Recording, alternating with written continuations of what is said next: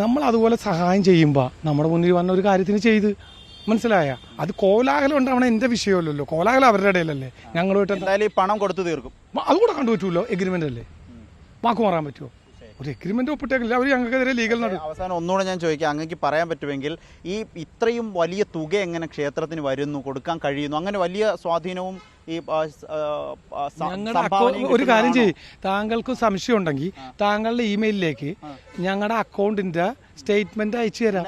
1/4/25 മുതൽ 31/3/26 വരെയുള്ള 1500 പേജുണ്ട്. ഒന്ന് വായിച്ചു നോക്ക് എത്ര കാശ് വന്നിട്ടുണ്ടെന്ന്.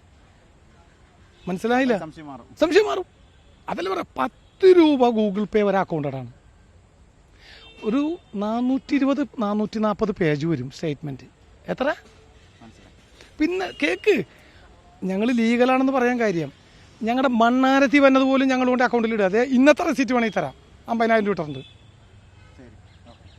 ഏതായാലും കൃത്യമാണ്. ഈ വെണ്ണല ക്ഷേത്ര കമ്മിറ്റിയുടെ ചെയർമാൻ നന്ദകുമാറാണ് റിപ്പോർട്ടർ ടിവിയോട് സംസാരിച്ചത്. ഈ അമ്മയിലെ തർക്കം ഞങ്ങൾക്കറിയേണ്ട കാര്യമില്ല, ഒരു കലാകാരന്മാരെ സഹായിക്കുന്നു എന്നതിൻ്റെ പേരിലാണ് ഈ രൂപത്തിൽ പരസ്യം നൽകാൻ തയ്യാറായത് അമ്മയുടെ പരിപാടിയിൽ എന്നാണ് നന്ദകുമാർ വ്യക്തമാക്കിയിരിക്കുന്നത്.